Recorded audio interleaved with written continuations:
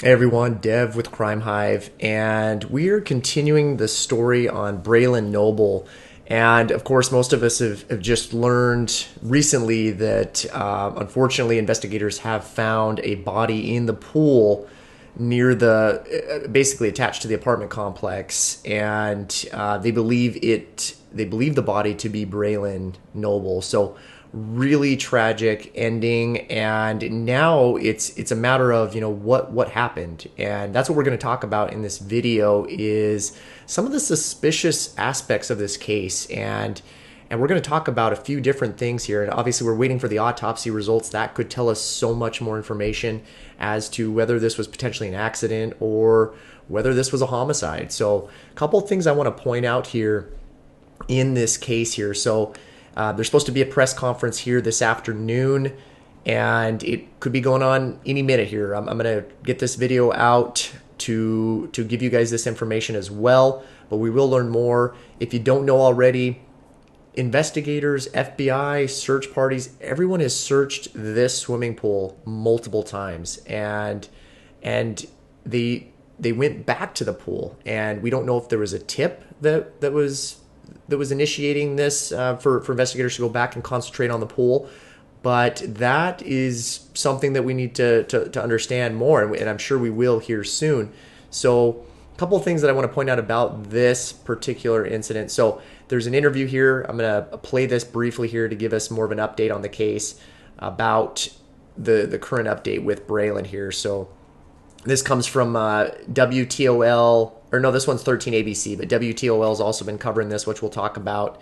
And again, real tragic here. But here's a recent update of what's going on. We're here today to confirm that we have found a body in the pool at Gibraltar Heights.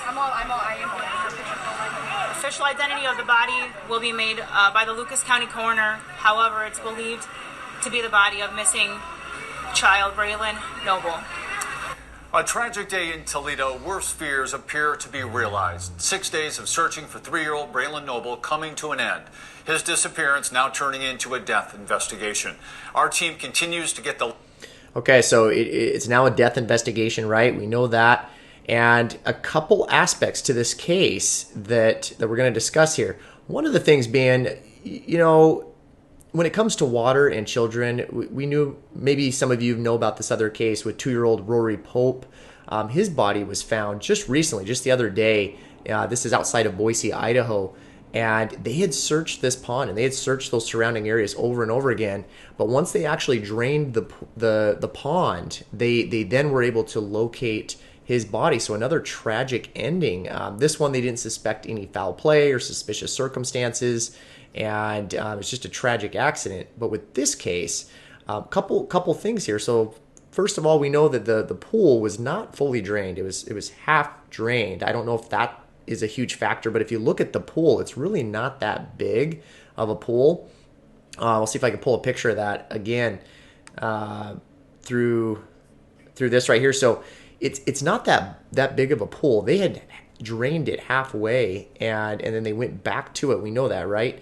But we're wondering, since so many people have searched this, is it possible that someone may have placed Braylen's body in the pool after all these searches? And that's what we're trying to figure out, because it was searched so much. So that's one suspicious aspect there. Now, a lot of people have also been talking about the 911 call, and I want to talk about that as well in this particular one with WTOL. So we, again, autopsy results we're waiting for. That's going to tell us a huge aspect, and we'll talk about what they're looking for in those autopsy results as well. But I'm going to play the 911 that has been very controversial, and I want you guys to hear this. Some people believe that through this clip, and I'll probably play it twice just so you can hear it, but some people believe that there is a whisper in the phone that says, "I killed him," and we're going to hear that. We don't know if that's it's hard to hear. Some people believe it sounds like someone is saying, "I killed him." Some people think it means I can't hear him, or I can't hear. What do you think about this 911 call? 911, what's emergency? Yes, we have a missing 3-year-old. Okay, what's the address? This is nonverbal. 15.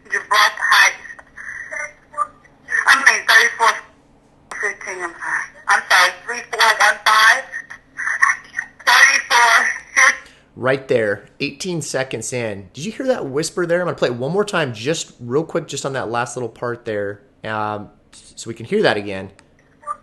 I'm saying 3415. I'm sorry, 3415. 3415. Right there. Gibraltar. Is there an apartment number? That's the controversial 911 call. And I don't know. Like I said, they're going to certainly need to analyze this and block out some of the background and other noises. It may take some forensics on this, essentially, with analyzing this data and seeing, really finding out what was said on that call. What are your thoughts on that call? I know some people have been very suspicious of that. And then the other thing I want to mention as well that we've talked about is the interview with the mother. Now, again, I don't know if she's guilty. I don't know if a crime was committed. I don't know. I'm just giving you guys some of the information that we've learned recently, and it will continue to evolve. This could be a tragic accident. This could be suspicious. Maybe the mother is not involved. It could be somebody else involved if it were a homicide. But I do want to play this interview because of the beginning of it. Some people think there might be some sort of act in this, and again, we don't know. People react very differently in these types of situations.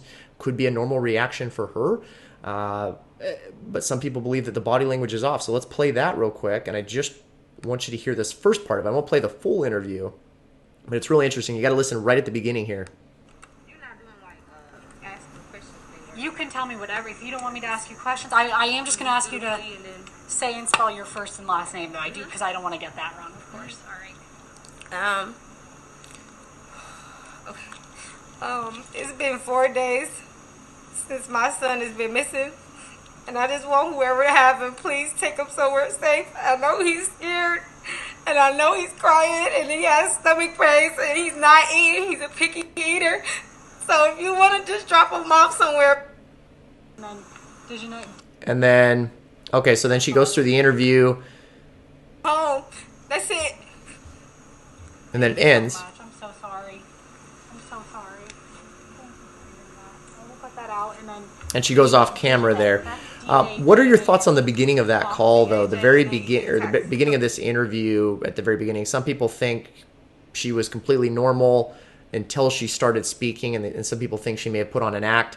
Others don't. Obviously, I'm very neutral in this. I want to go off of the actual facts, but I do want to give you the information because there are a lot of questions, and people are obviously very distraught over this case because it's involving a 3-year-old child, autistic child, nonverbal, is now dead, and we want answers. We want questions on this. So, a couple things that investigators are going to be looking for is was this a drowning?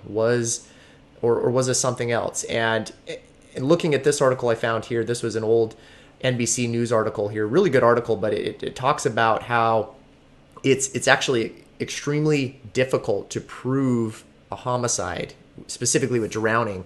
And there's a lot that goes into this. And I want to talk about just a couple things that it mentioned in this article here, this NBC News article. So there's a heavy investigation with this, and a couple things that it points out that I want to mention here is this paragraph here. So it talks about while medical examiners can find fluid in someone's lungs, the tests only show that the person was in the water.